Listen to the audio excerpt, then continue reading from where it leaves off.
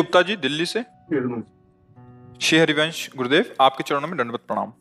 प्रभु, मैं पंचाक्षरी मंत्र का जाप सांसों के साथ करता हूँ, लेकिन बीच बीच में ये जाप एक रुक जाता है। जैसे कि जब मैं किसी से बात करता हूँ या कोई मुझसे बात करता है या फिर ऑफिस में लिखने पढ़ने के समय। कृपया मेरा मार्गदर्शन करेंगे, कैसे मैं अपने सभी कार्य। स्नान के समय भी तो रुकता होगा कि नहीं रुकते?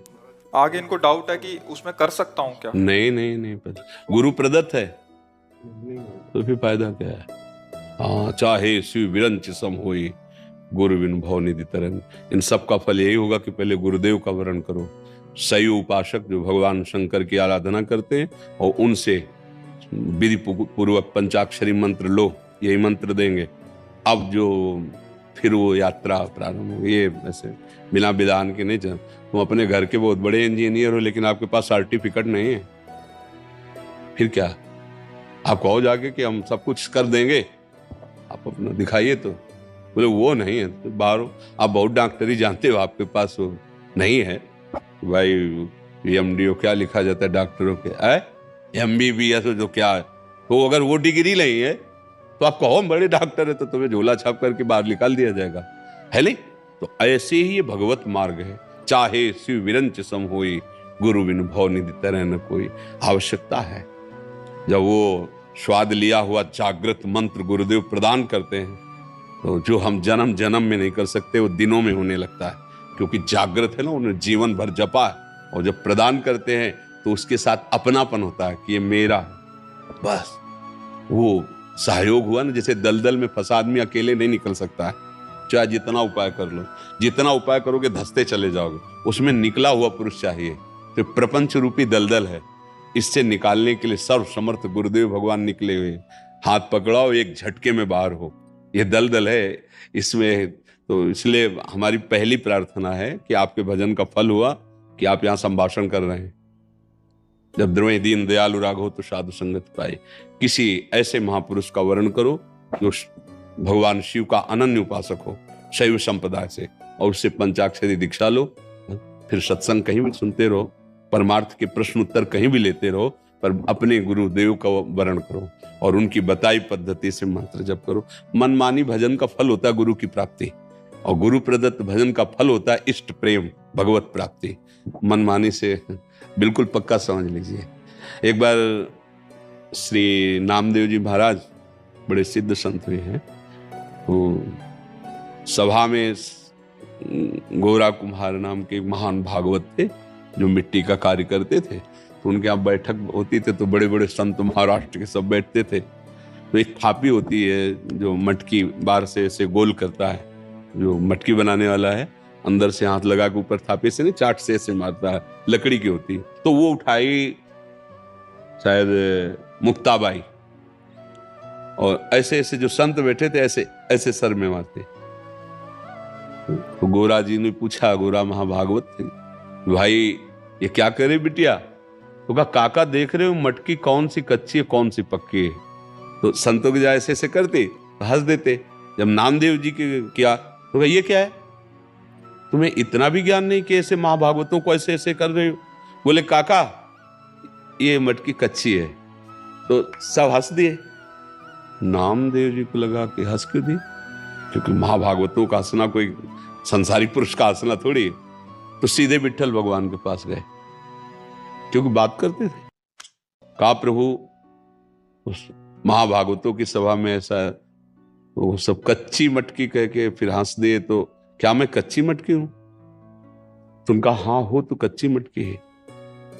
तो उनका प्रभु क्यों? क्यों? क्योंकि आपका साक्षात्कार हो जाना ही तो सब।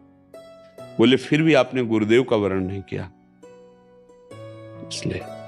उनका प्रभु गुरुदेव का मतलब है कि नाम मंत्र देते हो, आपका दर्शन होता है, वो तो हमें है, आप हमसे बात कर। बोले फिर भी कच्ची मटकी हो। जब गुरुदेव का वर्ण कर लोगे तब मैं तुम्हें बता दूंगा कि देखो ये पक्कापन और ये कच्चापन होता है। बोले आप ही बताओ फिर किसको गुरुदेव बनाए? तो बोले विश्वोबा खेचर जी जंगल में एक शंकर जी का मंदिर वहां पड़े हुए हैं, आप वहां जाओ और उनको गुरु रूप में वर्ण करो, और जो उपदेश करें फिर आप उस पर चलना। वहां गए तो देखा शंकर जी के जो पिंड है ना, उसके ऊपर वो चरण रखे हुए हैं ऐसे। उनका ये तो आस्तिकता के खिलाफ है, मतलब ये तो नास्तिक पुरुष का लक्षण है। भगवान शिव के चिन्ह पर जो है चरण रखे हुए, तो कहा आप चरण हटाइए ये भगवान शंकर के ऊपर से। उनका बेटा जहां भगवान शंकर ना हो वहां रख दीजिए, मैं बूढ़ा शरीर हूं। ऐसे चरण पकड़ा, ऐसे किया, हटाया आवेश में, नया शिवलिंग, जिधर करे नया शिवलिंग, कण कण शिव। तो आप समझ गए, पहले तो लगा कि ये तो आस्तिक भी नहीं है और इनको गुरु बनाने की बात। तब चरणों में पड़े, बोले भगवान ने कहा कि आपको गुरु बना, तो बोले उपदेश हो गया। कोई कण ऐसा नहीं जहां भगवान नहीं है, इसका बस गुरु उपदिष्ट। अब जब चिंतन किया तो एक दिन रोटी बना रहे थे, बना के रखा और घी ऐसे गर्म करके उसके ऊपर लेप करने के लिए जब मुड़े तो एक काला कुत्ता ऐसे रोटी मुंह में दबा के भागा। तो बोले देखो देखो रोटी ले जा रहा है, तो आप घी का कटोरा ले जा। प्रभु आप भागे मत, रोटी में घी लगवा लीजिए, फिर पा लीजिए।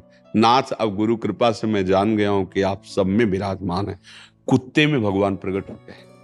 फिर जब मंदिर दर्शन करने गए तो बोले देखा गुरु कृपा ने कुत्ते में हमारे दर्शन करा दिए, और मैं ही उस बालिका के रूप में थाप मार रहा था, तुम नहीं जान रहे थे, हमसे मंदिर में शिकायत करने आए थे। आज गुरु कृपा हो गई तो कुत्ते में तुमने भगवान ढूंढ लिया। तो बिना गुरु कृपा के भगवत साक्षात्कार तत्व बोध होना ये असंभव है, असंभव। इसीलिए बड़े भगवान ने गुरु बनाया। बोलो भगवान की श्वासों से चारों वेदों का प्रादुर्भाव हुआ है, भला भगवान का कौन गुरु बन सकता है? लेकिन भगवान ने जब जब अवतार लिया तो गुरु रूप वर्ण किया कि नहीं। राम जी तो वशिष्ठ जी को कुलगुरु हैं, विश्वामित्र जी को गुरु रूप में स्वीकार करके पीछे पीछे चले। जनकपुरी में भी जब गए तो गुरु भगवान के रूप में विश्वामित्र जी थे, अवध में वशिष्ठ भगवान गुरुदेव के रूप में थे, कृष्णावतार में संदीपनी गुरु जी प्रसिद्ध है नहीं भगवान।